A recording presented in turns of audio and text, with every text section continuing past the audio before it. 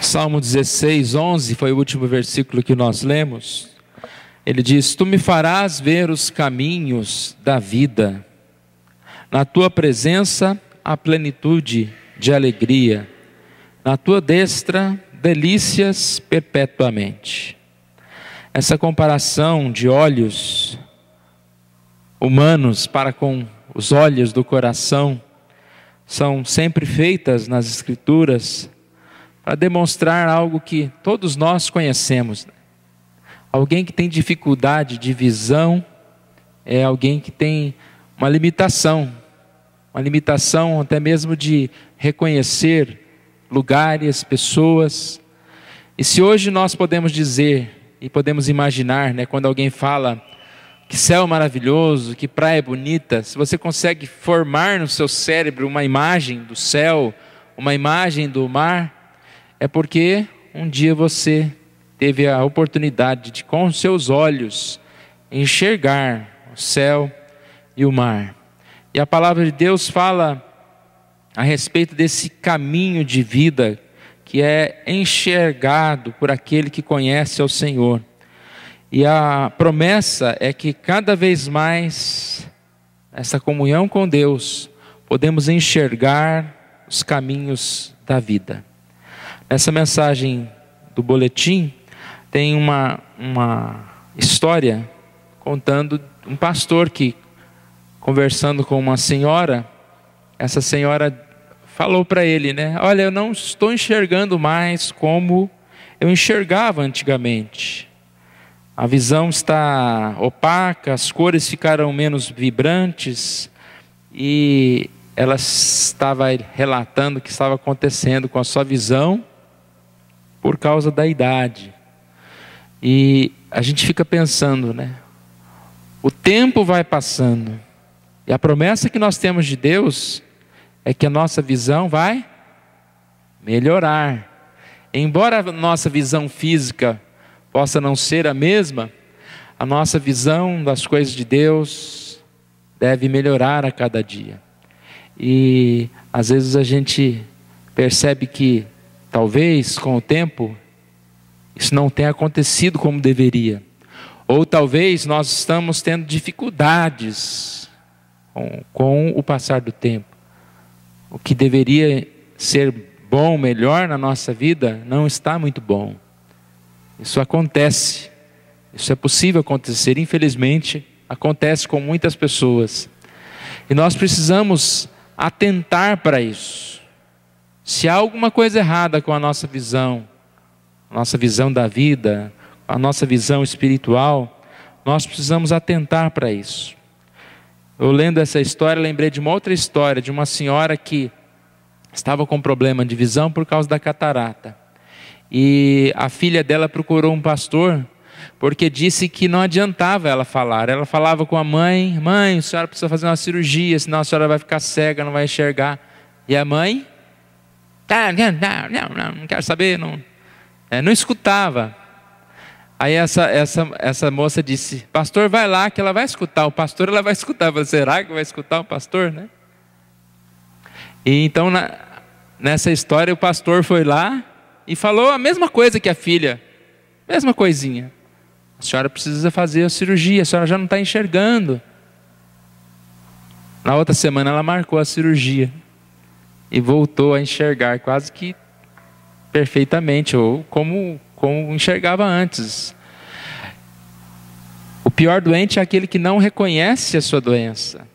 E a gente vai acomodando, Parece que você não tem aquela visão perfeita da vida, da santidade, das coisas de Deus, mas você vai se acostumando com aquilo. Um problema também que está relatado aqui no boletim é quando a nossa visão está muitas vezes fixada em outros objetivos, que não são os reais, os espirituais. Quando você tem a sua visão ao alcance distante, além do que você deve enxergar. Isso acontece muito quando às vezes a gente tem a visão, de que a satisfação está no distante, está em algo que a gente não tem, algo que a gente não conquistou ainda. E é uma visão muito triste, porque você sempre vai achar que a grama do vizinho é mais verde. Sua visão só é para o que o outro faz. Tudo que o outro faz é bom, é melhor do que você, do que o seu. Você acaba se tornando uma pessoa egoísta, uma pessoa que tem essa tendência, né, a querer o que é do outro. E isso é muito ruim. O texto de Mateus 6, 22 e 23 ilustra bem esse perigo, quando ele diz que são os olhos a lâmpada do corpo. Ou seja, da mesma forma que os olhos, eles são a luz do nosso corpo, ou seja, eles que dão a luz, a direção, né? Se você fechar o olho, você fica em trevas, você não sabe para onde vai. Então, da mesma forma que você enxerga, esse olho é a luz, é a direção, ele coloca aqui que se os seus olhos forem maus, a luz que há em ti, ou seja, essa luz, ela se transforma em trevas. Porque aquilo que foi dado por Deus, como visão, como luz, se nós utilizarmos para o que é mal, isso vai se tornar trevas.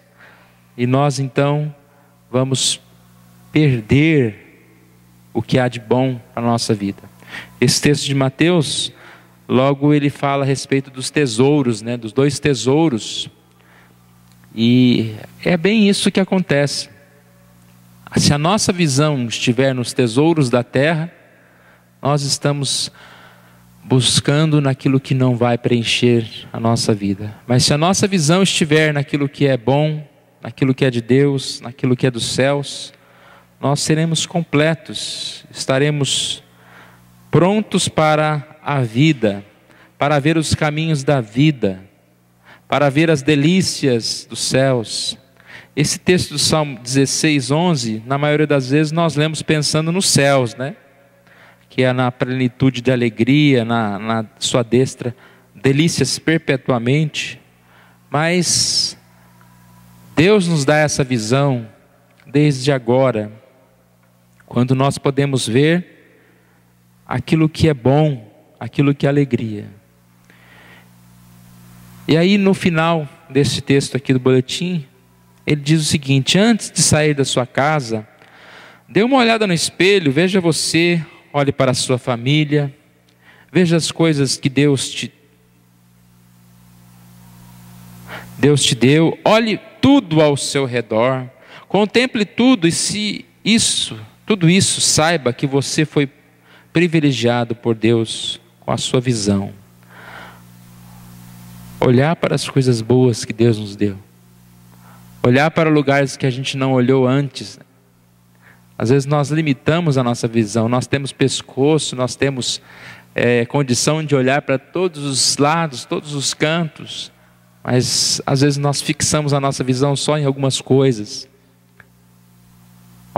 ruins, e nós utilizamos a bênção de Deus para o mal.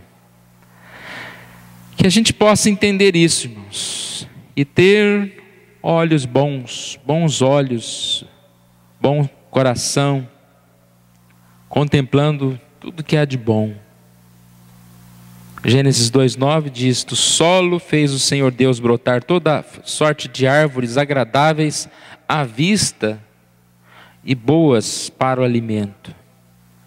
Que possamos contemplar tantas coisas boas, e a gente vai perceber que as coisas não estão tão ruins assim. Que Deus nos dê esta visão, a presença dEle, essa visão daquilo que agrada ao Senhor, nos faça entender a sua vontade, enxergar o caminho de Deus, a vontade de Deus para a nossa vida, para a nossa igreja. Vamos orar. Obrigado, Senhor, nós te louvamos, Senhor, por essa manhã. Agradecemos a Ti, ó Deus, por tudo que o Senhor tem nos dado, em especial por esse momento de reunião aqui na Tua casa.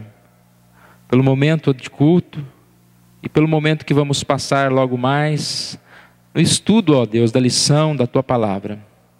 Que possamos mais e mais fixar os nossos olhos naquilo que é bom, meditar, ó Deus, nos Teus santos ensinos, e que sempre, ó Deus, os nossos olhos sejam do Senhor, ó Pai, sejam separados para aquilo que é bom, para aquilo que agrada ao Senhor, ó Deus. Ó Pai amado, perdoa os nossos pecados, nos ajude, Senhor Deus, mais e mais a contemplar as delícias do Senhor, a verdade do Senhor. Ó Pai amado, obrigado, ó Deus, pela Tua Palavra, Deus. Nós oramos em nome de Jesus. Amém.